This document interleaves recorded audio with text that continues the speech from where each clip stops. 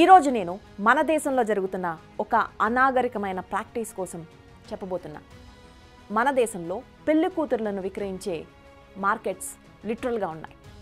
పూర్తి వివరాలు చూద్దాం ఇవాల్టి వ్యూలో. Welcome to the view. నేను రూపా ఇందుకూరి.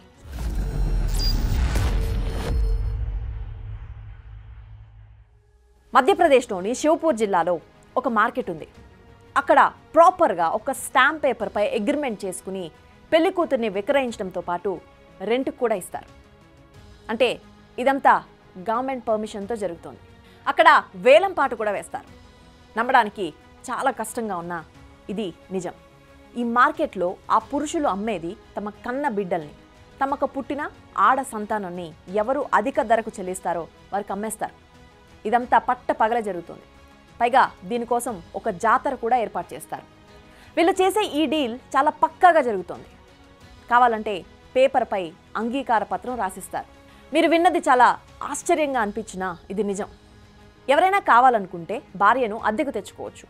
మినిమం 1 నెల నుంచి 1 సంవత్సరం వరకు అక్కడ అమ్మాయిని అద్దెకిస్తారు. అది కూడా లీగల్గా. ఇది చాలా బాధాకరమైన విషయం. బట్ అన్ఫార్చునేట్లీ భారతదేశంలో ఈ బ్రైడ్ మార్కెట్ వందల సంవత్సరాలుగా జరుగుతోంది. హర్యానా, రాజస్థాన్, మధ్యప్రదేశ్, మహారాష్ట్ర, తమిళనాడు ఇంకా చాలా రాష్ట్రాల్లో ఇది జరుగుతోంది. టైమ్స్ ఆఫ్ ఇండియా రిపోర్ట్ ప్రకారం ఒక ఎన్జిఓ జింగ్ based selfie with daughter foundation survey చేసింది. ఇందులో కొన్ని షాకింగ్ విషయాలు తెలిసాయి. కేవలం హర్యానాలోని పురుషులు 1,30,000 మంది అమ్మాయిల్ని ఇతర రాష్ట్రాల మార్కెట్ నుంచి కొని తీసుకొచ్చారు. ఈ మార్కెట్లు ఏర్పడడానికి మెయిన్ రీజన్ ఇండియాలో ముఖ్యంగా ఉత్తరాది రాష్ట్రాల్లో పురుషుల కంటే మహిళల సంఖ్య తక్కువగా ఉండడం. ఈ సమస్య దేశంలో హర్యానాలో తీవ్రంగా ఉంది. హర్యానాలో ప్రతి 100 మంది పురుషులకు 83 మంది మహిళలు మాత్రమే ఉన్నారు. దీనికి మెయిన్ రీజన్ చాలా సంవత్సరాల నుంచి అక్కడ ఆడబిడ్డ పుట్టగానే హత్య చేసే సంప్రదాయం ఉండడం. ఇక మరో కారణం పేదరికం. అమ్మాయిల తల్లిదండ్రులు కూడా పేదరికం కారణంగా తమ కూతుర్లను వరకట్నం ఇవ్వలేక చివరికి ఇలా అమ్మేస్తున్నారు. ఇక్కడ ఇంకో విషయం ఏంటంటే ఈ మార్కెట్లో కేవలం ఆ రాష్ట్రాల అమ్మాయిలనే కాదు, ఇతర రాష్ట్రాల నుంచి కూడా అమ్మాయిలను తీసుకొచ్చి వ్యాపారం చేస్తారు. ఫర్ ఎగ్జాంపుల్, త్రిపురకు చెందిన రీనా అనే మహిళను ఆమె తండ్రి హర్యానా తీసుకొచ్చి కేవలం ఆమెకు 10 ఏళ్ల వయసులో అమ్మేశాడు. అప్పటి నుంచి ఆమెను 4 పురుషులు కొనుగోలు చేశారు. ఈ 4 ఇంట్లో ఆమె ఒక బానిసగా ఇంట్లో పని, పొలం పని చేయడం, ఆ పురుషులకు భార్యగా ఉండడం చేసేది. కానీ ఈరోజు రీనా వయసు 50 ఏళ్ళు. ఈ వయసులో ఒంటరిగా జీవిస్తోంది. ఆమెకు తోడెవరూ లేరు. ఆమెకు తనకంటూ ఒక కుటుంబం లేదు. కన్న తల్లిదండ్రులు కూడా ఆమెను వదిలేశారు. హర్యానాలో ఇలాంటి వారిని మోల్కీ బహు లేదా పారో అని పిలుస్తారు. అంటే కొనుగోలు చేసిన కోడలు అని అర్థం.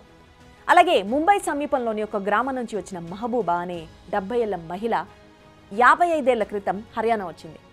ఆమెకు 15 ఏళ్ల వయసున్నప్పుడు హర్యానాకు చెందిన ఒక ట్రక్ డ్రైవర్ ఆమె గ్రామానికి వచ్చాడు. మహబూబా తల్లిదండ్రులకు కొంత డబ్బు చెల్లించి ఆమెను తనతో హర్యానా తీసుకెళ్లిపోయాడు. ఆ తర్వాత కొన్నాళ్ళు ఆమెను తన భార్యగా ఇంట్లో పనులు చేయించుకుని తర్వాత మరొకరికి అమ్మేశాడు.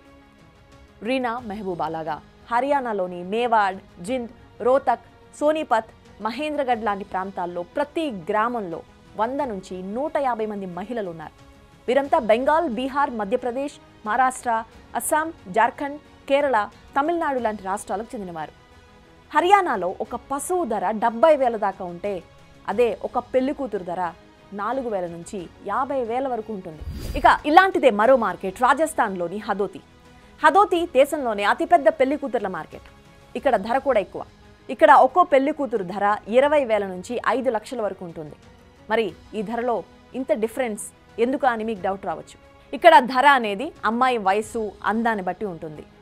అయితే ఇంతకు ముందు ఎక్కువ సార్లు అమ్ముడిపోయి ఉంటే ధర తక్కువగా ఉంటుంది.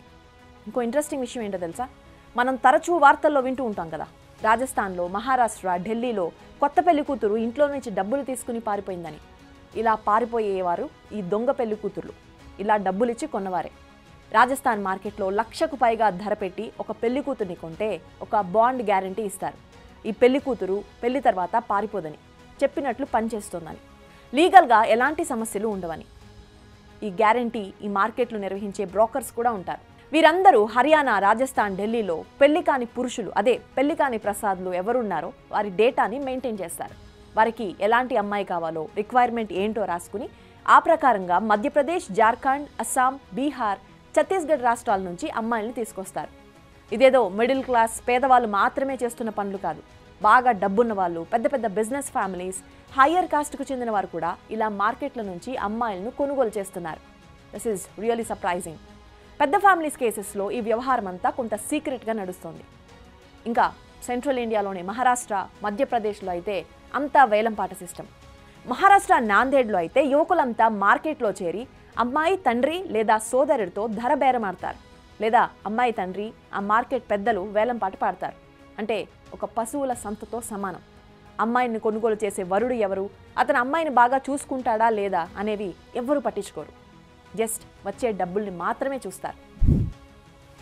ఇదంతా ఒక్కో రాష్ట్రంలో ఒక్కోలా ఉంటుంది. మధ్యప్రదేశ్లో వచ్చేసరికి పరిస్థితి కొంచెం డిఫరెంట్. ఇక్కడ శివపురి అనే నగరంలో సంవత్సరానికి 2 సార్లు మాత్రమే పెళ్లి కూతుర్లను అమ్మే జాతర మార్కెట్ ఉంటుంది. ఇక్కడ బ్రోకర్ సిస్టమ్ ఉండదు. డైరెక్ట్ అమ్మాయి తల్లిదండ్రులే వరుడితో డీల్ చేస్తారు. అయితే ఇక్కడ పెళ్లి కూతుర్ని అమ్మడంతో పాటు రెంట్పై ఇవ్వడం కూడా జరుగుతోంది. ఈ కల్చర్ని మధ్యప్రదేశ్లో దదీచా అని అంటారు.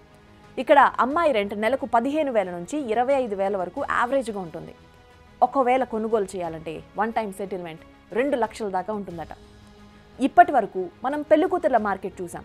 ఇప్పుడు పెళ్లి కొడుకు ఫర్ సేల్ కాన్సెప్ట్ చూద్దాం. అదే ఇక్కడ వరుడు అమ్మబడును. ఇది కేవలం బీహార్లో మాత్రమే జరుగుతోంది. బీహార్లో అమ్మాయిల తల్లిదండ్రులు అబ్బాయిని కొనేందుకు అతను ఎంత చదువుకున్నాడు, అతని వయసు ఎంత అనేది చూస్తారు. అబ్బాయికి లిటరల్గా అతని ఎడ్యుకేషన్ సర్టిఫికేట్స్ చూపించాలనే రూల్ ఉంటుంది. ఇక ధర విషయానికి వస్తే పురుషుడి వయసు 35 ఏళ్లకు పైగా ఉంటే అతని మార్కెట్ విలువ 50,000. అదే 25 నుంచి 30 ఏళ్ల వయసు ఉన్న వారి రేటు 2 నుంచి 3 లక్షలు. అయితే ఈ కల్చర్ అక్కడ 700 సంవత్సరాలుగా నడుస్తోంది.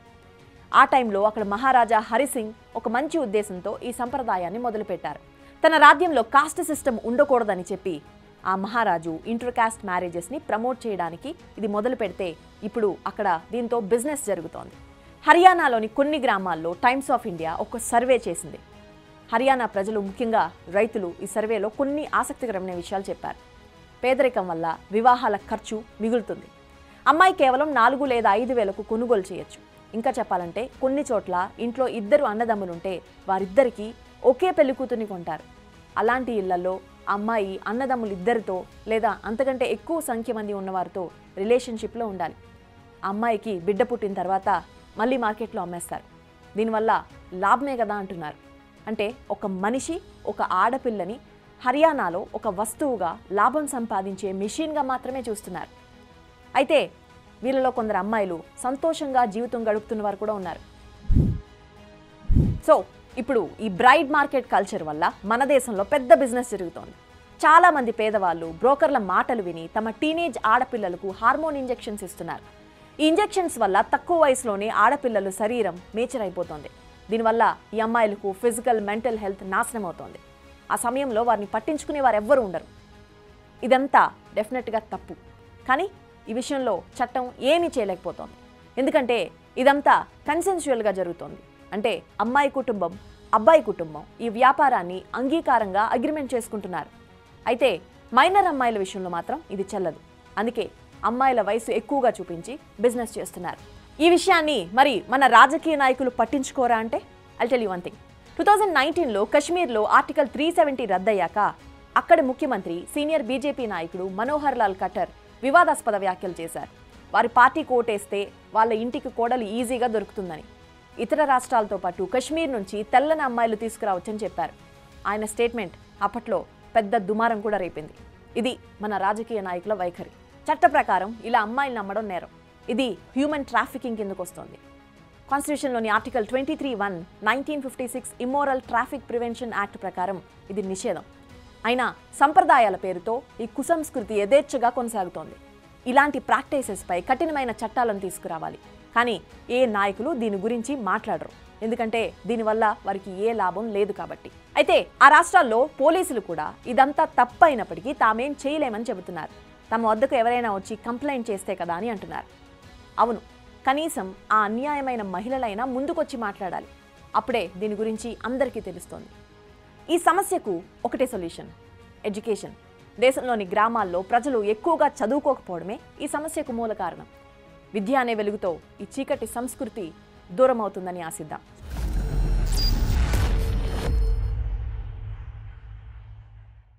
నార్త్ ఇండియాలోని బ్రైడ్ మార్కెట్స్ కోసం మీరు ఇంతకు ముందు ఎప్పుడైనా విన్నారా? కామెంట్స్లో మీ ఒపీనియన్ తెలియచేయండి. ఇలాంటి మరిన్ని ఇంట్రెస్టింగ్ అప్డేట్స్ కోసం ఇప్పుడే సబ్స్క్రైబ్ చేయండి big TV the view channel.